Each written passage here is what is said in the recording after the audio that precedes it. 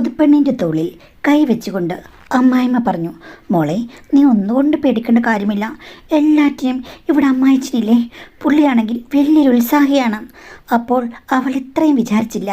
ഈ കുടുംബം ഇത്തിരി വിചിത്രം തന്നെ. എന്തായാലും മരുമകളുടെ ആ കഥ നമുക്കൊന്ന് കേട്ടു നോക്കാം. മാഡം, എൻ്റെ പേര് മീനാക്ഷി. യഥാർത്ഥ പേരൊന്നും അല്ലേ. എനിക്ക് 28 വയസ്സുണ്ട്. 2 വർഷം മുമ്പാണ് എൻ്റെ വിവാഹം നടന്നത്. എൻ്റെ വീട്ടിൽ നല്ല സാമ്പത്തികം പണ്ടുണ്ടായിരുന്നു. പക്ഷേ പിന്നീട് കുറച്ച് ബുദ്ധിമുട്ടുകളൊക്കെ ആയി. അതുകൊണ്ടാണ് എൻ്റെ വിവാഹം വൈകിയത്. അല്ലെങ്കിൽ അവരെന്നെ ഡിഗ്രി കഴിഞ്ഞപ്പോഴേ കല്യാണം കഴിച്ച് വിട്ടേനെ. എന്തായാലും മറ്റ് പ്രേമബന്ധങ്ങളിലേക്കൊന്നും പോകാൻ പറ്റിയ സാഹചര്യമായിരുന്നില്ല. അതുകൊണ്ട് ഞാനും അടങ്ങി ഒതുങ്ങി നിന്നു. എന്നാൽ ചിന്തകളിൽ അടക്കം ഒതുക്കൊന്നും എനിക്കില്ലായിരുന്നു. എന്നാൽ എൻ്റെ അടക്കം ഒതുക്കമൊക്കെ ഒന്ന് എക്സ്പ്ലോർ ചെയ്ത് മറികടക്കാൻ എനിക്ക് പറ്റിയിട്ടുമില്ല. അങ്ങനെ പലവിധ പ്രശ്നങ്ങളിൽപ്പെട്ട് കൂട്ടിലടയ്ക്കപ്പെട്ടു പോയ ഒരു പൈങ്കിളിയാണ് ഞാൻ എന്ന് സ്വയം സങ്കല്പിക്കാറുണ്ട്. എന്തായാലും ഈ വിവാഹാലോചന വന്നത് യാതൊരു ഡിമാൻഡുമില്ലായിരുന്നു. ചെക്കൻ കുടിക്കില്ല, വലിക്കില്ല, അധികം ആരോട് സംസാരിക്കില്ല. പിന്നെ അത് മാത്രമല്ല, കൂട്ടുകെട്ടില്ല. പിന്നെ വേറൊരു കാര്യം കൂടിയുണ്ട്, നല്ലൊരു ജോലി. അത് സ്ഥിരം ജോലിയുണ്ട്. ചെക്കനെ കണ്ടു കഴിഞ്ഞപ്പോഴേക്കും എനിക്കിഷ്ടമായി. നല്ല വെളുത്ത് തൊടുത്ത് ഒരു സുന്ദരൻ, കുഴപ്പമൊന്നുമില്ല. ആരോടും മിണ്ടാതിരിക്കുന്നത് നല്ലത്. മിണ്ടിക്കഴിഞ്ഞാൽ വല്ല പെണ്ണുങ്ങൾ തട്ടിയെടുത്തോണ്ട് പോയെങ്കിലോ. പതിഞ്ഞ സ്വഭാവം മോളെയെന്ന് അമ്മായിമ്മ പെണ്ണ് കാണാൻ വന്നപ്പോൾ തന്നെ എന്നോട് പറഞ്ഞു. പതിഞ്ഞ സ്വഭാവം നല്ലതാണ്. ഇത്തിരി ആക്റ്റീവായിട്ടുള്ള ആണുങ്ങളില്ലേ, വലിയ പ്രശ്നക്കാരായിരിക്കും എന്നൊക്കെ എൻ്റെ മനസ്സ് പറഞ്ഞു. എന്തായാലും പുള്ളിയോട് സംസാരിച്ച് കഴിഞ്ഞപ്പോഴേക്കും പുള്ളി നമുക്ക് ഒരു പുതിയ ജീവിതം തുടങ്ങാൻ എന്തെങ്കിലും ബുദ്ധിമുട്ടുണ്ടോ എന്നൊക്കെ ചോദിച്ചു. അങ്ങനെയൊക്കെ സംസാരിക്കുന്ന കേട്ടപ്പോഴേക്കും സ്ത്രീകളല്ലേ, എൻ്റെ മനസ്സൊന്ന് തരളിതമായി. പാവം മനുഷ്യൻ, ഇങ്ങനെ കിട്ടിക്കഴിഞ്ഞാൽ എൻ്റെ ജീവിതം ജോറായിരിക്കും, പാവമായിട്ടങ്ങ് പോകും എന്ന് വിചാരിച്ച് ഞാൻ കല്യാണം കഴിച്ചു. പക്ഷേ വിവാഹം കഴിഞ്ഞ് അവിടെ ചെന്നപ്പോഴാണ് എനിക്ക് കാര്യങ്ങൾ മനസ്സിലായത്. പുള്ളി എല്ലാ തരത്തിലും സ്ലോയാണ്. പിന്നെ അത് മാത്രമല്ല, ഒന്നിലും ഒരു താല്പര്യമില്ല. ജോലി ചെയ്യുന്നിടത്ത് മാത്രം ഒരു പ്രശ്നവുമില്ല. അവിടെ നല്ല പേരാണ്. ഒരു ഫ്രണ്ട്സ് ഇല്ല, ഒരു ചാറ്റില്ല. സോഷ്യൽ മീഡിയ ജസ്റ്റ് വീഡിയോ കാണാൻ വേണ്ടി ഉപയോഗിക്കും. അങ്ങനെയൊക്കെയാണ്. ഫോണൊക്കെ തുറന്നു കിടക്കുകയാണ്. നമുക്ക് വേണമെങ്കിൽ എടുത്ത് നോക്കാം. പിന്നെ ക്യാഷൊക്കെ എൻ്റെ കയ്യിൽ കൊണ്ട് തരികയും ചെയ്യും. എന്നാലോ ഒരു ഉത്സാഹവുമില്ലാത്ത പ്രകൃതം. നിങ്ങൾ കല്യാണം കഴിച്ചത് എന്തിനാണെന്ന് ആദ്യത്തെ 2 ആഴ്ച കഴിഞ്ഞപ്പോൾ എനിക്ക് ചോദിക്കേണ്ടി വന്നു. അപ്പോഴും നിസ്സംഗതയായിരുന്നു പുള്ളിയുടെ മുഖത്ത്. ഞാൻ പറഞ്ഞു, ഇങ്ങനെ ഇരുന്നാൽ പോരാ. എന്തിനെങ്കിലും പേടിയാണെങ്കിൽ നമുക്ക് വീഡിയോ ഒക്കെ കാണാം, എന്നിട്ട് ദാമ്പത്യ ജീവിതത്തിലേക്ക് കടക്കാം. അപ്പോൾ പുള്ളി എന്നോട് പറഞ്ഞു, എനിക്ക് പണ്ട് തൊട്ട് വിവാഹത്തിന് പേടിയാണ്. എന്താ പേടിക്ക് കാരണം? നിങ്ങൾക്കതിൽ പ്രശ്നമുണ്ടോയെന്ന് ചോദിച്ചു കഴിഞ്ഞപ്പോഴേക്കും പുള്ളി അണിവിരൽ ഉയർത്തി കാണിച്ചു. അതിൻ്റെ പ്രശ്നമാണ് മോളെ എന്നുള്ള രീതിയിലായിരുന്നു. ഞാൻ പറഞ്ഞു, സാരമില്ല, ഉള്ളത് കൊണ്ട് ഓണമല്ലേ, എല്ലാ മനുഷ്യർക്കും എല്ലാം ഒരുപോലെ ഇരിക്കില്ല മനുഷ്യ, അതുകൊണ്ട് പ്രശ്നമില്ല എന്നൊക്കെ പറഞ്ഞ് ഞാൻ സമാധാനിപ്പിച്ചു. എന്നാലും പുള്ളിക്ക് തുടങ്ങാനൊരു മടി. ഇവിടെ ഇപ്പോൾ അടങ്ങി ഒതുങ്ങിയിരിക്കേണ്ട കാര്യമില്ലെന്ന് എനിക്കറിയാം. ദാമ്പത്യ ജീവിതം അങ്ങനെയല്ല. ഞാൻ കുറേ വീഡിയോസൊക്കെ കണ്ടിട്ടുണ്ട്, ഒത്തിരി വായിച്ചിട്ടുമുണ്ട്. എന്തായാലും ഞാൻ മുൻകൈ എടുത്തു കഴിഞ്ഞാൽ ഇവിടെ സക്സസ് ആകുമെന്ന് എനിക്ക് മനസ്സിലായി. പിന്നെ പുള്ളി പറഞ്ഞതും ആങ്ങി കാണിച്ചതും കൊണ്ട് ചിലപ്പോൾ നിരാശയായിരിക്കും ഫലം എന്നെൻ്റെ മനസ്സിലുണ്ടായിരുന്നു. പക്ഷേ ഞാൻ ഒന്ന് എക്സാമിൻ ചെയ്തു, ഒരു കുഴപ്പമില്ല. പുള്ളി പറഞ്ഞതൊക്കെ കുറച്ച് കള്ളത്തരമായിരുന്നു. ഈ പറഞ്ഞ രീതിയിലൊന്നുമല്ല, എങ്കിലും പ്രവർത്തനക്ഷമത എന്നുള്ളത് ഇല്ല എന്ന് എനിക്ക് തോന്നി. അതിന് കാരണം പുള്ളിയുടെ മൈൻഡ് സെറ്റപ്പ് അങ്ങനെയാണ്. ഈ കാര്യത്തിലൊന്നും ഒട്ടും താല്പര്യമില്ലാത്തൊരു ടൈപ്പാണ്. അല്ലാതെ നോക്കുമ്പോൾ പെർഫെക്റ്റായുള്ള എല്ലാ ഫീച്ചേഴ്സുമുണ്ട്. പക്ഷേ മനസ്സ് മാത്രം വേറൊന്നാണ്. അതിൽ എനിക്ക് സംശയമുണ്ടായിരുന്നു. വേറെന്തെങ്കിലും തരം ഇഷ്ടമുണ്ടോയെന്ന് ചോദിച്ചപ്പോൾ അതൊന്നുമില്ല. പക്ഷെ പൊതുവെ ഒരു 10% പോലും ഇത്തരം കാര്യങ്ങളോട് താല്പര്യമില്ലാത്ത ഒരാളാണ്. ആത്മീയതയോ ഭക്തിയോ വല്ലതും ഉണ്ടോയെന്ന് ചോദിച്ചു കഴിഞ്ഞാൽ അതുമില്ല. അങ്ങനെ വല്ലാത്തൊരവസ്ഥ. എന്തായാലും കൗൺസിലിങ്ങിന് പോലെ ശരിയാകുമെന്ന് എനിക്ക് തോന്നി. ഞാൻ നിർബന്ധിച്ചു. ഹസ്ബൻഡ് വന്നു. എറണാകുളത്തെ വലിയൊരു പ്രശസ്തമായ ഹോസ്പിറ്റലാണ് ഹസ്ബൻഡ് ഞാനിവിടെ കൗൺസിലിങ്ങിന് പോയത്. അവിടുത്തെ ഡോക്ടർ എല്ലാം കേട്ട ശേഷം അനലൈസ് ചെയ്ത് എന്നോട് പറഞ്ഞു, നിങ്ങളുടെ ഭർത്താവ് ഒരു അസെക്ഷലാണ്. അദ്ദേഹത്തിന് നിങ്ങളോട് ഒരു വിധത്തിലുള്ള താല്പര്യങ്ങൾ ഉണ്ടായിരിക്കില്ല. നിങ്ങളോട് മാത്രമല്ല ആരോടും കാണില്ല എന്ന് പറഞ്ഞു മാഡം. അത് ഡോക്ടർ എന്നെ പറഞ്ഞു മനസ്സിലാക്കി. ഇങ്ങനെയൊക്കെയുള്ള സംഗതി ലോകത്തിലുണ്ടെന്ന് അപ്പോഴാണ് എനിക്ക് മനസ്സിലായത്. അപ്പോൾ ഈ വീഡിയോ കേൾക്കുന്നവരോട് അസെക്ഷൽ എന്താണെന്ന് ഞാൻ വിവരിക്കണമല്ലോ. അപ്പം ഞാൻ പറയുകയാണ്, അസെക്ഷൽ എന്ന് പറഞ്ഞു കഴിഞ്ഞാൽ ഒരു വ്യക്തിക്ക് മറ്റൊരു വ്യക്തിയോട് ശാരീരികമായ ഒരു ആകർഷണവും ഒരാഗ്രഹവും തോന്നാത്ത അവസ്ഥയാണ്. ചിലപ്പോൾ പ്രേമിച്ചേക്കാം, ഇഷ്ടമൊക്കെ തോന്നിയേക്കാം. 2 വ്യക്തികൾ തമ്മിലുള്ള പ്രണയത്തിനൊന്നും ചിലപ്പോൾ അവിടെ ഭംഗം വരില്ല. പക്ഷേ അവരോട് ശാരീരികമായിട്ട് യാതൊരു താല്പര്യവും തോന്നുകയില്ല. അപ്പം നമ്മുടെ സമൂഹത്തിൽ എല്ലാ സമൂഹങ്ങളിലും ഇത്തരം അവസ്ഥയുള്ള കുറച്ച് പേരുണ്ട്. അത് നോർമലാണ്.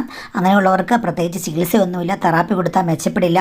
ഇപ്പം സ്നേഹം കൂടുതൽ കാണിച്ചാലും ഒന്നും അവരുടെ ആ ഒരു സ്വഭാവം മാറില്ല. അപ്പോൾ ഈ സ്വഭാവം ഉള്ളവർ അത് മറച്ചു വെച്ചിട്ടൊരു കല്യാണം കഴിച്ചു കഴിഞ്ഞാൽ ഇതേപോലുള്ള പ്രശ്നങ്ങളുണ്ടാകും. അല്ലെങ്കിൽ അവരുടെ അതേ കാറ്റഗറിപ്പെട്ട അല്ലെങ്കിൽ അതേ സ്വഭാവമുള്ള ഒരാളെ കല്യാണം കഴിക്കാമെങ്കിൽ ഓക്കെ, അവർ രണ്ടുപേരും കൂടി ഒത്തുപോകും. രണ്ടുപേർക്കും ഒന്നും ആവശ്യമില്ല, സ്നേഹത്തോടുകൂടി മുന്നോട്ട് പോകാം. അങ്ങനെ കഴിയുന്നവരുമുണ്ട്. പക്ഷേ ഇതൊക്കെ വളരെ ചുരുക്കം ആളുകളിൽ ഉള്ളതുകൊണ്ട് നമ്മൾ അറിയുന്നില്ലെന്നേ ഉള്ളൂ. ഇനി എന്തായാലും നമുക്ക് മെയിലേക്ക് കിടക്കാം. മാഡം, ഇതറിഞ്ഞ് ഞാൻ ഞെട്ടി. പക്ഷേ എന്ത് ചെയ്യാനാ, അതിന് ഒരു റെമഡിയുമില്ലെന്ന് ഡോക്ടർ പറഞ്ഞു. അക്സെപ്റ്റ് ചെയ്ത് ജീവിക്കണം, അല്ലെങ്കിൽ വിവാഹമോചനം ചെയ്ത് വേറെ വിവാഹം കഴിക്കാമെന്ന് ഡോക്ടർ പറഞ്ഞു. എന്തായാലും അത് കഴിഞ്ഞ് വീട്ടിൽ വന്നു കഴിഞ്ഞപ്പോഴേക്കും ഞാൻ പിന്നെ ഭർത്താവിനോട് ഒന്നും സംസാരിക്കാൻ പോയില്ല. ഇത് അമ്മായിമ്മ ശ്രദ്ധിച്ചു. നിങ്ങൾ വിരുന്നിന് പോകാമെന്ന് പറഞ്ഞിട്ട് എറണാകുളത്ത് പോയിട്ട് വന്നു കഴിഞ്ഞപ്പോൾ രണ്ടുപേരും മ്ലാനമായിട്ടിരിക്കുകയാണല്ലോ, വഴക്ക് കൂടിയെന്ന് ചോദിച്ചു. ഞാനൊന്നും പറഞ്ഞില്ല. അപ്പം അമ്മായിമ്മ എന്നെ കുറ്റപ്പെടുത്താൻ തുടങ്ങി. മോളെ, ഇങ്ങനെയല്ല, ഭർത്താവും ഭാര്യയും തമ്മിൽ വഴക്കുണ്ടാക്കരുത്. ഇപ്പം അങ്ങോട്ട് ജീവിതം തുടങ്ങിയതല്ലേ ഉള്ളൂ, ഇപ്പം നിങ്ങൾ നല്ല സ്നേഹത്തിലിരിക്കേണ്ട സമയമല്ലേ എന്നൊക്കെ ചോദിച്ചു. അമ്മായിമ്മ മാത്രമേ അവിടെ ഉണ്ടായിരുന്നുള്ളൂ. അതുകൊണ്ട് എനിക്ക് ദേഷ്യമായി. പെട്ടെന്നുള്ള ഒരു പൊട്ടിത്തെറിയിൽ ഞാൻ ചോദിച്ചു, നിങ്ങൾ മനഃപൂർവ്വമല്ലേ നിങ്ങളുടെ മോനെ കൊണ്ട് എന്നെ കല്യാണം കഴിപ്പിച്ചത്? എൻ്റെ വീട്ടുകാരാണെങ്കിൽ ഒന്നും ശ്രദ്ധിക്കാതെ എന്നെ ആരുടെയെങ്കിലും തലയിൽ കെട്ടിവെക്കാൻ വേണ്ടി കാത്തിരിക്കുകയായിരുന്നു. അത് നിങ്ങൾ മുതലാക്കി. നിങ്ങളുടെ മകന് ഇങ്ങനൊരു കുഴപ്പമുള്ള കാര്യം നിങ്ങൾക്കറിയില്ലേ എന്ന് ചോദിച്ചു. അപ്പോൾ അമ്മായിമ്മ എന്താണെന്ന് ചോദിച്ചു കഴിഞ്ഞപ്പോഴേക്കും ഞാൻ വിശദമായിട്ട് പറഞ്ഞു. അപ്പോൾ അമ്മായിമ്മ ഒന്നും വേണ്ടിയില്ല. മോളെ, എടി, അവൻ പണ്ട് തൊട്ടേ ആരോടും പ്രേമമില്ല, സൈലൻ്റാണ്, ഒറ്റയാനാണ്. എല്ലാവരും പറഞ്ഞു നല്ല പഠിപ്പുള്ള പയ്യന്മാർ അങ്ങനെയാണ്. അതുകൊണ്ട് ഞാനും അങ്ങനെ വിചാരിച്ചു. എന്നാലും ഇവന് പ്രേമമൊന്നും ഉണ്ടാകാത്തത് എന്തുകൊണ്ടാണെന്ന് ഞാൻ ആലോചിച്ചു. പിന്നെ ഇഷ്ടപ്പെട്ട ഒരു പെണ്ണിനെ കല്യാണം കഴിച്ച് കഴിയുമ്പോൾ എല്ലാം ശരിയാകുമല്ലോ എന്ന് ഞാനും വിചാരിച്ചു. കല്യാണം കഴിക്കാൻ പറഞ്ഞു കഴിഞ്ഞപ്പോൾ വേണ്ടാന്ന് പറഞ്ഞതാണ്. പിന്നെ നിന്നെ കണ്ടു കഴിഞ്ഞപ്പോൾ ഓക്കെ എന്ന് പറഞ്ഞു. അപ്പോൾ എന്തായാലും ഇഷ്ടപ്പെട്ട പെണ്ണല്ലേ, എല്ലാം ശരിയാകുമെന്ന് ഞാനും വിചാരിച്ചു. മോളെ, ഇത്രയും കോംപ്ലിക്കേഷൻ ഉണ്ടെന്ന് എനിക്കറിയില്ലല്ലോ. ഞാൻ ഡോക്ടർ അല്ലല്ലോ. ഡോക്ടർ പറഞ്ഞതൊക്കെ കേട്ട് കഴിഞ്ഞപ്പോഴേക്കും എനിക്കും തോന്നുന്നു ഇവന് കല്യാണം ആവശ്യമില്ലെന്ന്. പക്ഷേ ഇനിയിപ്പോൾ എന്തു ചെയ്യും? മോളെ, ഞാൻ ചതിച്ചതല്ല. നിനക്ക് കൂട്ടായിട്ട് ഇവിടെ ഞാനുണ്ട്, നിൻ്റെ അമ്മായിച്ചനുണ്ട്, അവൻ്റെ അനിയനുണ്ട്, പിന്നെ നിൻ്റെ നാത്തൂനും ഭർത്താവും ഒക്കെ ഉണ്ട്. നമ്മളെല്ലാം ഒരേ കുടുംബം പോലെയല്ലേ. ഞാൻ പറഞ്ഞു, നാത്തൂനും ഭർത്താവും അമ്മായിച്ചനും അനിയനുമൊക്കെ എൻ്റെ ഭർത്താവാകാൻ പറ്റുമോ? ഭർത്താവിൻ്റെ കാര്യങ്ങൾ ഭർത്താവിനല്ലേ പറ്റുള്ളൂ എന്ന് പറഞ്ഞപ്പോഴേക്കും അമ്മായിമ്മ, നീ ഒന്ന് അടങ്ങും, അവനെ നമുക്ക് ശരിയാക്കി എടുക്കാം. ഡോക്ടർ പറ്റില്ലെന്ന് പറഞ്ഞ എത്രയോ കാര്യങ്ങൾ മനുഷ്യരെ കൊണ്ട് നടന്നിട്ടുണ്ട്. അവൻ്റെ അച്ഛൻ ഇങ്ങോട്ട് വരട്ടെ. ഞാൻ ചോദിച്ചു, അച്ഛൻ എന്താ കൗൺസിലിംഗ് കൊടുത്ത് മാറ്റുമോ? അത് നീ അല്ലേ പറഞ്ഞേ കൗൺസിലിംഗ് ഒന്നും കൊടുത്താൽ മാറില്ലെന്ന്. അവൻ്റെ അച്ഛൻ വരുമ്പോൾ ഞാനൊന്ന് സൂചിപ്പിക്കാം, അച്ഛനൊന്ന് സംസാരിക്കട്ടെ. ആണുങ്ങളും കൂടെ സംസാരിച്ച് കഴിയുമ്പോഴേക്ക് ശരിയാകുന്നു. പിന്നെ ഒരച്ഛൻ മകനോട് ഇതൊക്കെ പറഞ്ഞ് എങ്ങനെ ശരിയാക്കി എടുക്കാനാണ്? എടി മോളെ, നീ പ്രശ്നമുണ്ടാക്കരുത്. നീ കുറച്ച് നാളോടൊന്ന് ക്ഷമിക്കൂ. നമുക്കെല്ലാവർക്കും കൂടെ ഒത്തുപിടിച്ച് മലയും കൊണ്ടുവരാം. ഞാൻ പറഞ്ഞ ഈ മല അങ്ങനെ ഒത്തുപിടിച്ചാൽ പോരില്ലെന്ന്. അപ്പോൾ അമ്മായും പറഞ്ഞു, എടി നമുക്ക് ശരിയാക്കാം, പ്ലീസ് നീ ഒന്ന് അടങ്ങ്, തൽക്കാലം ആരോടും പറയല്ലേ, എൻ്റെ കുഞ്ഞല്ലേ എന്നൊക്കെ പറഞ്ഞ് എന്നെ അവർ കൊഞ്ചിച്ചു. പക്ഷേ മകൻ ഡ്യൂട്ടി കഴിഞ്ഞ് വന്നപ്പോൾ പുള്ളിക്കാരി ഒന്നും ചോദിച്ചില്ല, വളരെ സ്നേഹത്തിൽ പെരുമാറി. അതുകൊണ്ട് ഭർത്താവിന് സംശയമൊന്നും തോന്നിയില്ല. അച്ഛന് വന്നു കഴിഞ്ഞപ്പോഴേക്കും അമ്മ അച്ഛനെ പെട്ടെന്ന് മുറിയിൽ വിളിച്ചോണ്ട് പോയി. എന്തൊക്കെയോ പറഞ്ഞത് ഞാൻ കേട്ടു. അരമണിക്കൂറോളം സംഭാഷണമുണ്ടായിരുന്നു. എല്ലാം വിശദമായി പറഞ്ഞു എന്നാ എനിക്ക് തോന്നുന്നത്. പിറ്റേ ദിവസമായി കഴിഞ്ഞപ്പോഴേക്കും ഹസ്ബൻഡ് എന്നോട് ജസ്റ്റ് വിഷ് ചെയ്തിട്ട് ഡ്യൂട്ടിക്ക് പോയി. ഞാൻ കണ്ട ഭാവം നടിച്ചില്ല. കാര്യം എനിക്ക് നല്ല ദേഷ്യമുണ്ടായിരുന്നു. പിണക്കം മാറിയിട്ടില്ല. എങ്ങനെ മാറും മാഡം? ഇത് എങ്ങനെയാകും, എവിടെ ചെന്ന് അവസാനിക്കുമെന്ന് ഒരു പിടിയുമില്ല. അപ്പോഴുണ്ട് അമ്മാവൻ പറയുന്നു, മോളെ നീ ഒന്ന് ഒരുങ്ങിക്കേ, എനിക്കിന്ന് മുട്ടിന് വേദനയാണ്, അതുകൊണ്ട് സൂപ്പർ മാർക്കറ്റിൽ പോകാൻ പറ്റില്ല. നീയും അച്ഛനും കൂടെ പോയി എല്ലാം ഒന്ന് വാങ്ങിച്ചിട്ട് വാ, നീണ്ടൊരു ലിസ്റ്റുണ്ട്. അമ്മ പോയിട്ട് വാമേ. ഞാൻ പോകുന്നില്ല. അല്ല മോളെ, ഇത് ഈ ടൗണിലല്ല, ലുലുമാളിൽ പോയി വാങ്ങിക്കേണ്ടതാണ്, 2 മണിക്കൂർ ദൂരമില്ലേ, നീ പോയിട്ട് വാ എന്ന് പറഞ്ഞു. അങ്ങനെ നിർബന്ധിച്ച് ഞാനും അമ്മായച്ചനും കൂടെ ടൗണിലേക്ക് ഇറങ്ങി. അപ്പോൾ അമ്മായച്ചൻ ഇടയ്ക്ക് എന്നോട് പറഞ്ഞു, മോളെ നീ പാൽ സർബത്ത് കുടിച്ചിട്ടുണ്ടോ? ഞാൻ പറഞ്ഞു ഇല്ല. ആ ദേ ഇവിടെയുണ്ട്, നമുക്ക് കുടിക്കാമെന്ന് പറഞ്ഞ് ഇടയ്ക്ക് ഞങ്ങൾ ഇറങ്ങി. ഞാൻ അതേ പുറകിലാണ് കയറിയത്. പാൽ സർബത്ത് കുടിച്ച ശേഷം എന്നോട് പറഞ്ഞു, മുന്നിൽ കയറിയിരിക്കും മോളെ, അല്ലെങ്കിൽ ബോറടിക്കും എനിക്കെന്ന്. അങ്ങനെ ഞാൻ മുന്നിൽ കയറിയിരുന്നു. എങ്ങനെയുണ്ടായിരുന്നു മോളെ പാൽ സർബത്ത്? ഞാൻ പറഞ്ഞു കൊള്ളാം, ഇവിടെ ഇങ്ങനെ ഒത്തിരി വിശേഷമായ വിഭവങ്ങൾ കിട്ടും, ഞാൻ ആ കടകളിലൊക്കെ കൊണ്ടുപോകാൻ കേട്ടോ എന്ന് പറഞ്ഞു. ഞാൻ ഒന്ന് മൂളി. ഇത്തിരി മുന്നോട്ട് പോയപ്പോൾ പുള്ളി എന്നോട് ചോദിച്ചു, യഥാർത്ഥത്തിൽ സത്യത്തിൽ മോളെ എന്താ പ്രശ്നമെന്ന് അമ്മായിമ്മയോട് പറഞ്ഞ കാര്യങ്ങൾ എനിക്ക് പുള്ളിയോട് റിപ്പീറ്റ് ചെയ്യേണ്ടി വന്നു. അരമണിക്കൂർ അതിന് ഞാൻ എടുത്തു. അതെല്ലാം കേട്ട ശേഷം പുള്ളി പറഞ്ഞു, അവൻ്റെ അമ്മ എന്നോട് ഇങ്ങനെ പലവട്ടം സൂചിപ്പിച്ചിട്ടുണ്ട്. പക്ഷേ ഞാൻ വിചാരിച്ചത് സൈലൻറ്റ് നേച്ചറാണെന്നാണ്. മോള് ഇപ്പം പറഞ്ഞപ്പോൾ ശാസ്ത്രീയമായ കാര്യങ്ങളൊക്കെ എനിക്ക് മനസ്സിലായി. ചികിത്സ ഇല്ലെങ്കിൽ പിന്നെ എന്താ ചെയ്യുക? മോൾക്ക് വിവാഹമോചനം ചെയ്ത് വേറൊരിടത്ത് പോകണമെന്നുണ്ടോ എന്ന് ചോദിച്ചു. ഞാനൊന്നും മിണ്ടിയില്ല. അപ്പോൾ അമ്മായച്ചൻ പറഞ്ഞു, നീ ഒരു സുന്ദരി മോളാണ്, മിടുക്കിയാണ്, നിന്റെ സ്വഭാവം നല്ലതാണ്. സത്യം പറഞ്ഞാൽ നീ വന്നപ്പോൾ വീടിനൊരു ഒച്ച അനക്കമൊക്കെ വന്നു. നീ ഇത്രയും പെട്ടെന്ന് ഞങ്ങളെ വിട്ടുപിരിഞ്ഞു പോകുമെന്ന് പറഞ്ഞു കഴിഞ്ഞാൽ എനിക്ക് സങ്കല്പിക്കാൻ പോലും പറ്റില്ല. നിന്നെ ഇവിടെ നിലനിർത്തണമെന്നാണ് ഞങ്ങളുടെ ആഗ്രഹം എന്ന് പറഞ്ഞു. ഞാൻ അപ്പോഴും മിണ്ടിയില്ല. മോളെ, നിനക്കൊരു തീരുമാനമില്ലേ? നീ വിവാഹമോചനം ചെയ്യാൻ പോവുകയാണോ എന്ന് ചോദിച്ചു. ഞാൻ പറഞ്ഞു, എൻ്റെ മനസ്സ് ബ്ലാങ്ക് ആണ്, ഇപ്പോൾ ഞാനൊന്നും തീരുമാനിക്കുന്നില്ല, കുറേ കാലം കൂടി നിൽക്കട്ടെ. കാര്യം അമ്മ എന്നോട് അങ്ങനെ പറഞ്ഞെന്ന്. അപ്പോൾ അമ്മയച്ചനോട് പറഞ്ഞു, ആ അതാണ് ശരി മോളെ, ഒരു വർഷം കഴിയട്ടെ, അല്ലെങ്കിൽ 1.5 വർഷം കഴിയട്ടെ. അവൻ്റെ സ്വഭാവം ചിലപ്പോൾ മാറുമായിരിക്കാം. ഇല്ലച്ച, അത് മാറില്ല.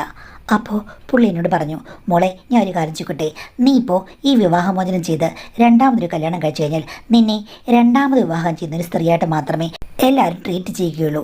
പിന്നെ എന്തൊക്കെ കഥ പറഞ്ഞെന്ന് പറഞ്ഞാലും സ്ത്രീകളുടെ കാര്യത്തിൽ സമൂഹത്തിന് രണ്ടാമത് വേറെ ഒപ്പീനിയൻ വേണമെങ്കിൽ പറയും. അത് ചിലപ്പോൾ നെഗറ്റീവായിരിക്കാം, പോസിറ്റീവ് മിക്കവാറും ആളുകൾ പറയില്ല എന്ന് നിനക്കറിയാമല്ലോ. അങ്ങനെയുള്ള സമൂഹമാണ്. അപ്പോൾ നിനക്ക് കിട്ടുന്നത് വല്ല പ്രായം കൂടിയ ആളെ ആയിരിക്കും. നിന്റെ മോഹങ്ങൾ സാധിക്കാൻ വേണ്ടി നീ വേറെ വിവാഹം കഴിക്കുന്നു. അവിടെ പോകുമ്പോൾ കഷ്ടപ്പാടും ദുരിതങ്ങളുമാണെങ്കിലോ? അപ്പം മോഹം അവിടെ പോയി, ജീവിതം അവിടെ പോയി. അതുകൊണ്ട് എടുത്തു ചാടാതിരിക്കുന്നതാണ് നല്ലതെന്ന് പറഞ്ഞു. അദ്ദേഹം അത് പറഞ്ഞപ്പോൾ എനിക്കും ശരിയാണെന്ന് തോന്നി.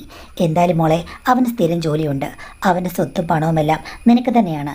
നിന്റെ വീട്ടിൽ ഒത്തിരി ബുദ്ധിമുട്ടാണെന്ന് എനിക്കറിയാം. നീ അങ്ങോട്ട് ചെന്ന് കഴിഞ്ഞാൽ പിന്നെയും ബാധ്യതയാകുകയുള്ളൂ. അല്ലെങ്കിൽ നീ ഒരു ജോലിക്കൊക്കെ പോയി തുടങ്ങണം, സ്വന്തം കാലിൽ നിൽക്കണം. പിന്നെ ഞങ്ങൾ എൻ്റെ മോന് ഇത്രയൊക്കെ പ്രശ്നങ്ങൾ ഉള്ളതുകൊണ്ട് പണ്ടേ അവൻ്റെ പേരിൽ നല്ല സ്വത്ത് വാങ്ങിയിട്ടിട്ടുണ്ട്.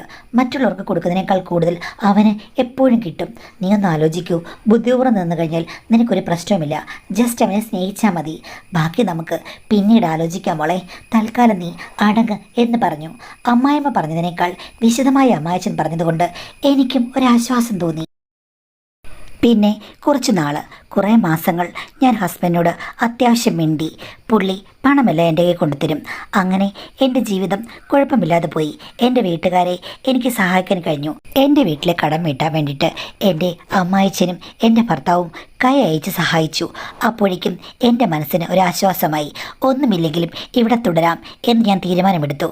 ഹസ്ബൻഡിനോട് ഞാൻ പറയുകയും ചെയ്തു, എന്തായാലും ഞാൻ വിവാഹമോചനത്തിനൊന്നും പോകുന്നില്ല, ഇനി കുട്ടികളുണ്ടായില്ല അല്ലെങ്കിൽ ഉണ്ടാകുന്നില്ല, ഈ കാര്യങ്ങളൊക്കെ നിങ്ങൾ തന്നെ മാനേജ് ചെയ്യണമെന്ന് ഹസ്ബൻഡിനോട് പറഞ്ഞു. അപ്പോൾ ഹസ്ബൻഡ് പറഞ്ഞു, എനിക്ക് ചെറിയ പ്രശ്നമുണ്ടെന്ന് ഞാൻ പറയാം, മറ്റു കാര്യങ്ങളൊന്നും തുറന്ന് പറയാൻ പറ്റില്ലെങ്കിലും ഈ കാര്യം പറയാമെന്ന് പറഞ്ഞു.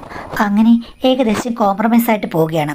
അങ്ങനെ ഇരിക്കുമ്പോഴാണ് ഒരു ദിവസം അമ്മായിമ്മയും ഞാനും മാത്രമേ ഉള്ളൂ. പുള്ളിക്കാരി പഴയ കഥകളൊക്കെ പറഞ്ഞു. കോളേജിൽ പഠിക്കുമ്പോൾ അമ്മായിച്ചൻ പുറകെ നടക്കുകയായിരുന്നു. പക്ഷേ അമ്മായിമ്മയ്ക്കിഷ്ടം അമ്മായിച്ചൻ്റെ വേറൊരു കൂട്ടുകാരനെയായിരുന്നു. പക്ഷേ അത് നടന്നില്ല. അമ്മായച്ചൻ ഇന്നാവുകയും ചെയ്തു. അങ്ങനെയാണ് വിവാഹം കഴിച്ചെന്ന് പറഞ്ഞു. എന്തായാലും ഈ കഥകളൊക്കെ കേട്ട് കഴിഞ്ഞപ്പോഴേക്കും അവസാനം പുള്ളിക്കാരി തന്നെ പറഞ്ഞു, നിന്നോട് എനിക്ക് ഉള്ളിൻ്റെ ഉള്ളിൽ സഹതാപമുണ്ട് മോളെ. നല്ലൊരു പുരുഷനുമായുള്ള ജീവിതം ആഗ്രഹിച്ചു വന്നിട്ട് ഇങ്ങനെയായിപ്പോയല്ലോ. ഞാൻ പറഞ്ഞു, സഹതാപം കൊണ്ട് എന്താ അമ്മേ പ്രയോജനം? അപ്പോൾ അമ്മായിമ്മ പറഞ്ഞു, ഞാൻ നിന്നോട് ഒരു കാര്യം പറയാം. സഹതാപം എനിക്കുമില്ല നിന്നോട്. നിനക്ക് നല്ല ഗതി വരണമെന്നാണ് എനിക്ക് ആഗ്രഹം. ഞാൻ നിന്നോട് 1-2 കാര്യങ്ങൾ പറയാം. രഹസ്യമാണ്, പക്ഷേ ആരോടും പറയില്ല. നിനക്ക് ഇഷ്ടമാണെങ്കിലും ഇഷ്ടമല്ലെങ്കിലും ഇവിടുന്ന് പോയാലും ഒരാളോടും പറയില്ലെന്ന് എനിക്ക് സത്യം ചെയ്യണമെന്ന് പറഞ്ഞു. ഞാൻ സത്യം ചെയ്തു.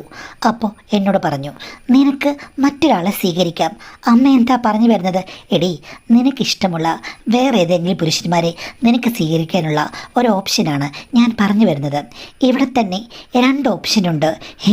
അതേത് ഓപ്ഷൻ? 1 നിൻ്റെ അമ്മായച്ചൻ, 2 നിൻ്റെ നാത്തൂൻ്റെ ഭർത്താവ്. ഞാനത് കേട്ട് ഞെട്ടി. അമ്മ എന്താ എന്നെ കളിയാക്കാൻ വേണ്ടി പറയുകയാണോ? എടി, കളിയാക്കാൻ വേണ്ടി പറയുകയില്ല. ഇവിടെയുള്ള ഇത്തരം സ്വഭാവങ്ങൾക്കൊക്കെ കൂട്ടുനിൽക്കുന്ന, എല്ലാറ്റിനും കൂട്ടുനിൽക്കുന്ന നല്ല സുഹൃത്തുക്കളെ പോലെയുള്ള 2 പേരുള്ളത്. 1 എൻ്റെ ഭർത്താവ്, 2ാമത്തേത് എൻ്റെ മരുമകൻ. അപ്പോൾ അമ്മയുടെ ഇളയ മകനോ? എടി, അവൻ്റെ കാര്യം പറയാതിരിക്കുന്നതാണ് നല്ലത്. അവനെ ഈ കൂട്ടത്തിൽ ചേർക്കാനേ പറ്റില്ല. എടുത്തുചാട്ടക്കാരനാണ്. ഈ രഹസ്യം പുറത്ത് വേണമെങ്കിലും പറയും. 100,000 ഫ്രണ്ട്സ് ഉണ്ട്. ഇതൊക്കെ വലിയ കാര്യമായിട്ട് ആരുടെ മുന്നേ വേണമെങ്കിലും അവൻ വിളമ്പുന്ന ടൈപ്പാണ്. നിനക്കറിയാമല്ലോ, അവൻ കൊച്ചു പയ്യനാണ്. പിന്നെ അവനെ വിശ്വസിക്കാൻ പറ്റില്ല. ഇവർ രണ്ടുപേരും മച്ചുറായിട്ടുള്ള ആൾക്കാരാണ്. കാര്യങ്ങൾ പറഞ്ഞു കഴിഞ്ഞാൽ മനസ്സിലാകും. അത് ശരിയാണെന്ന് എനിക്ക് തോന്നിയിട്ടുണ്ട്. പക്ഷേ അമ്മയുടെ ഹസ്ബൻഡും മരുമകനുമാണ്. അമ്മയ്ക്ക് എങ്ങനെയാണിത് ഈസിയായിട്ട് പറയാൻ പറ്റുന്നത് എന്ന് പറഞ്ഞപ്പോൾ അമ്മായിയമ്മ എൻ്റെ കയ്യിൽ പിടിച്ചുകൊണ്ട് പറഞ്ഞു, മോളെ, അത്യാവശ്യം എല്ലാവർക്കും അങ്ങോട്ടും ഇങ്ങോട്ടും ഉപകാരപ്പെടാനാണ് ബന്ധങ്ങൾ. എൻ്റെ മരുമകൻ അത്യാവശ്യ സന്ദർഭങ്ങളിൽ എനിക്ക് ഉപകാരപ്പെട്ടിട്ടുണ്ട്. പിന്നെ നീ വിചാരിക്കുന്ന പോലെ മാതൃകാ ദമ്പതികളൊന്നുമല്ല ഞാനും എൻ്റെ ഭർത്താവും. എൻ്റെ ഭർത്താവിൻ്റെ പല കാര്യങ്ങളും കൺമുന്നിൽ വെച്ചിട്ട് ഞാൻ കണ്ടിട്ടുണ്ട്.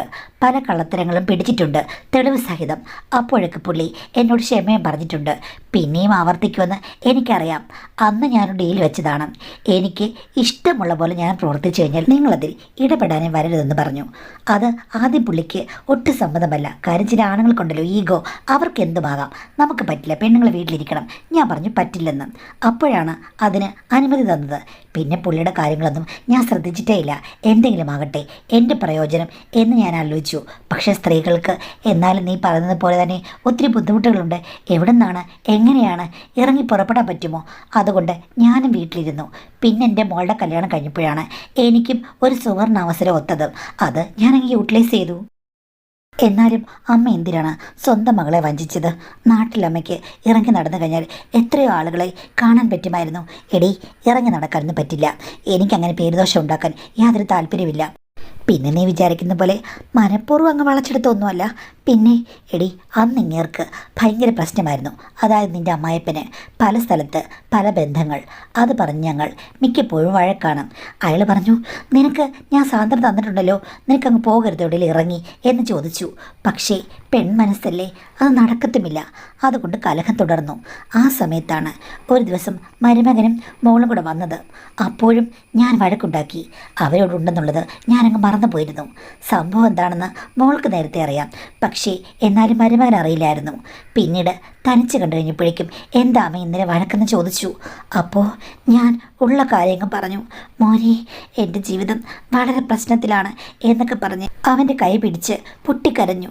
ഞാനൊരു സ്ത്രീയല്ലേ, എനിക്ക് ആഗ്രഹങ്ങളില്ലേ, ഞാൻ എവിടെ പോകും, ഈ വീട്ടിൽ ഞാൻ തളച്ചിട്ടിരിക്കുകയല്ലേ എന്നൊക്കെ പറഞ്ഞ് മോളെ ആ സമയത്ത് സ്വാഭാവികമായിട്ട് പറഞ്ഞതാണ്.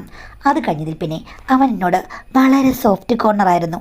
എന്നെ ഇടയ്ക്കിടയ്ക്ക് വിളിക്കുകയും സംസാരിക്കുകയൊക്കെ ചെയ്തു. ഒരു ദിവസം അവൻ എന്നോട് വേറൊരർത്ഥത്തിൽ ചോദിച്ചു, അമ്മയ്ക്ക് ഒരു കൂട്ട് വേണമെന്ന് തോന്നുന്നുണ്ടോയെന്ന്. ഇനിയിപ്പോൾ ആരെ കണ്ടുപിടിക്കാനാണ്, വേറെ കല്യാണം കഴിക്കാൻ പറ്റുമോ എന്ന് ചോദിച്ചു കഴിഞ്ഞപ്പോഴേക്കും അവനാണ് എന്നോട് പറഞ്ഞത്, ഞാൻ വന്നാൽ മതിയോ അമ്മയെന്ന്. ഞാൻ പറഞ്ഞു, വരുമോ വരുമോ? അവൻ പറഞ്ഞു, വരാമെന്ന്.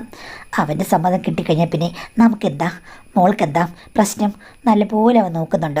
ഇത്തരം ഇരട്ടത്താപ്പുകൾ കാണിക്കില്ലമ്മേ. അമ്മയുടെ ഹസ്ബൻഡ് കാര്യം വന്നപ്പോഴേക്കും അമ്മയ്ക്ക് വലിയ ബഹളം. അപ്പോൾ മകളുടെ കാര്യമാകുമ്പോൾ മകൾ സഹിച്ചോണം. എടി, സാഹചര്യങ്ങളല്ലേ മനുഷ്യനെ ഇങ്ങനെയൊക്കെ ആക്കി തീർക്കുന്നത്. പിന്നെ മരുമകൻ വരുമ്പോഴേക്കും അതിനുള്ള സമയവും സാഹചര്യമൊക്കെ ഉണ്ടാക്കാൻ ഞാൻ പാടുപെടേണ്ടി വന്നില്ല. അത് എനിക്ക് സ്വാഭാവികമായി ദൈവം കനിഞ്ഞ് അനുഗ്രഹിച്ചു തന്നു. അങ്ങനെ കാര്യങ്ങൾ വളരെ സ്മൂത്തായിട്ട് പോയി. അതുകൊണ്ട് ഞാൻ പറയുകയാണ്, ഈ രണ്ടാണുങ്ങളെയും എനിക്ക് ഡീൽ ചെയ്യാൻ പറ്റും. പിന്നെ നിൻ്റെ അമ്മായച്ചൻ, അങ്ങയുടെ പ്രത്യേകതകൾ ഞാൻ പറയാം. അങ്ങയുടെ മെയിൻ പ്രത്യേകത എന്ന് പറയുമ്പോഴേക്കും ടൈമാണ്. പിന്നെ ഭയങ്കര ഊർജ്ജസ്വലനായൊരു വ്യക്തിയാണ് അദ്ദേഹം. റഫ് ആൻഡ് ടഫും ഊർജ്ജസ്വലനും. പിന്നെ പ്രണയവാചകങ്ങളൊന്നും പുള്ളിക്ക് വരില്ല. പ്രണയം ഇത്തിരി കുറവാണ്. അതാണ് എൻ്റെ ഭർത്താവിൻ്റെ പ്രത്യേകത. അപ്പം മരുമകൻ സോ റൊമാൻറ്റിക്. അവന് റൊമാൻസാണ് കൂടുതൽ ഇഷ്ടം. പക്ഷേ നീ ഒരു കാര്യം, ടൈം അത് ആവറേജ് മാത്രം. പിന്നെ അവൻ നമ്മളോടുള്ള സ്നേഹവചനങ്ങളും നമ്മളോടുള്ള പ്രകടനങ്ങളും ഒക്കെ കൊണ്ടാകുമ്പോഴില്ലേ നമ്മൾ സ്വപ്നം കണ്ടൊരു കാമക സ്വഭാവമില്ലേ, അതവന് നന്നായിട്ടുണ്ട്. എന്ന് വെച്ച് കഴിഞ്ഞാൽ എൻ്റെ ഭർത്താവ് ഉത്തരധ്രുവം, അവൻ ദക്ഷിണ ധ്രുവം. പക്ഷേ രണ്ട് ധ്രുവത്തിലും നല്ല ചൂടാണ്. ധ്രുവത്തിൽ തണുപ്പല്ലേ അമ്മേ, പക്ഷേ ഈ ധ്രുവത്തിൽ നല്ല ചൂടാ മോളെ. ഏത് ധ്രുവം നീ സെലക്ട് ചെയ്യും എന്ന് ചോദിച്ചു. അപ്പോൾ ഞാൻ പെട്ടെന്ന് പറഞ്ഞു, എന്തായാലും അമ്മ ഇത്രത്തോളം അങ്ങ് തുറന്ന് പറഞ്ഞല്ലോ, അതുകൊണ്ട് 2 ധ്രുവങ്ങളും ഞാനൊന്ന് സന്ദർശിച്ചാലോ എന്ന് ചോദിച്ചു കഴിഞ്ഞപ്പോഴേക്കും അമ്മായിമ്മ എന്നെ ചെറുതായി ഒന്ന് നുള്ളി. എടീ, നീ ഇത് പറയുന്നത് എനിക്ക് നേരത്തെ അറിയാം. ഏതെങ്കിലും ഒരു ഓപ്ഷൻ പറഞ്ഞിരുന്നെങ്കിൽ നീ ഒരു നല്ലവളാണെന്ന് ഞാൻ അന്നേരെ തീരുമാനമെടുത്തേനെ. പിന്നെ ഇതിലെന്താമേ നല്ലവൾ? അങ്ങനെയൊന്നുമില്ല. കിട്ടുമ്പോൾ നമുക്ക് ഇഷ്ടമുള്ളതെല്ലാം കിട്ടണം, അല്ലെങ്കിൽ പിന്നെ എന്താണ്? അങ്ങനെ ഒരാളെ പറഞ്ഞു കഴിഞ്ഞാൽ ശീലാവതി എന്നുള്ള സർട്ടിഫിക്കറ്റ് അമ്മ എനിക്ക് എഴുതി തരുമോയെന്ന് ചോദിച്ചു. അപ്പം അമ്മ പറഞ്ഞു, ഇല്ല, അമ്മയ്ക്ക് 2 ആകാം, 3 ആകാം, 4 ആകാം, എനിക്ക് പറ്റില്ല. ആദ്യമേ ഞാനങ്ങ് പറഞ്ഞു എനിക്ക് 2. എന്തെങ്കിലും പ്രശ്നമുണ്ടോ എന്ന് ചോദിച്ചു കഴിഞ്ഞപ്പോഴേക്കും അമ്മായിമ്മ ചിരിച്ചു. ഇല്ല മോളെ, നീ ബുദ്ധിമതിയാണ്. ഞാൻ 2 പറഞ്ഞാൽ നീ 2 പറയും, ഞാൻ 7 പറഞ്ഞാൽ 7 ദിക്കിലും പോകുമെന്ന് പറയുന്നവളാ നീ. എനിക്ക് മനസ്സിലായിടി, നീ എന്നെ കടത്തിവിട്ടെന്ന് പറഞ്ഞു. ഞാനപ്പോൾ പൊട്ടിച്ചിരിച്ചു. അതായിരുന്നു ഞങ്ങളുടെ മഞ്ഞുരുകൾ നിമിഷം. പിന്നീട് അമ്മായിമ്മ എന്നോട് പറഞ്ഞു, അച്ഛനോട് ഞാനെല്ലാം പറഞ്ഞിട്ടുണ്ട്, നീ ഒരു കാര്യം ചെയ്താൽ മതി, അദ്ദേഹത്തിൻ്റെ കൂടെ ഇടയ്ക്കിടയ്ക്ക് അദ്ദേഹത്തിൻ്റെ ഫാം ഹൗസ് ഉണ്ട്, അവിടേക്ക് അങ്ങ് പോയാൽ മതി, പ്രശ്നങ്ങളൊന്നുമില്ല. ഫാം കാണാൻ പോവുകയാണെന്ന് പറഞ്ഞാൽ മതിയല്ലോ. അവനിടയ്ക്ക് വന്നെന്ന് പറഞ്ഞാലും പ്രശ്നമൊന്നുമില്ല, അവൻ ഫാം ഹൗസിലെങ്ങും വരില്ല, അവനത് ഇഷ്ടമല്ല എന്ന് പറഞ്ഞു. യഥാർത്ഥത്തിൽ എൻ്റെ ജീവിതാരംഭം ആ ഫാം ഹൗസിൽ നിന്നായിരുന്നു. അവിടെ എല്ലാ സെറ്റപ്പും ഉണ്ട്. അമ്മായിച്ചൻ്റെ മറ്റൊരു വക സെറ്റപ്പാണ് അവിടെ നിന്ന് എനിക്ക് മനസ്സിലായി. പിന്നെ ഞാൻ അതിനെക്കുറിച്ച് കൂടുതൽ ചോദിക്കാനും പോയില്ല. എനിക്ക് കിട്ടാനുള്ളത് കിട്ടണം, അതല്ലാതെ അദ്ദേഹം പോകുന്ന വഴിയൊക്കെ ഞാൻ അന്വേഷിക്കേണ്ട കാര്യമില്ലല്ലോ. പക്ഷേ ആദ്യം എപ്പോഴും ഊർജ്ജസ്വലതയും സ്പീഡും അതേപോലെ സമയവും ഒത്തിണങ്ങിയ ഒരാളാണ് അമ്മായിച്ചെന്ന് അമ്മ പറഞ്ഞത് അക്ഷരം പ്രതി ശരിയാണെന്ന് എനിക്ക് മനസ്സിലാക്കാൻ സാധിച്ചതിൽ ഞാൻ കൃതാർത്ഥയാണ്. ആ സമയത്ത് എനിക്ക് പ്രണയമൊന്നുമല്ല ആവശ്യം, വേഗതയേറിയ ഒരു പ്രതിപ്രവർത്തനം മാത്രമായിരുന്നു. അത് ജോറായി മുന്നോട്ട് പോയി. അമ്മായിമ്മയ്ക്ക് പേഴ്സണലി ഞാൻ താങ്ക്സ് പറഞ്ഞു. കുറച്ച് നാൾ കഴിഞ്ഞപ്പോൾ അമ്മായിമ്മ പറഞ്ഞു, അച്ഛനോട് പറയരുത്, അങ്ങേരെ പോകുമ്പോഴാണ് ഇനി നമുക്ക് 2ാമത്തെ അധ്യായം തുറക്കാനുള്ളത് എന്ന് പറഞ്ഞു.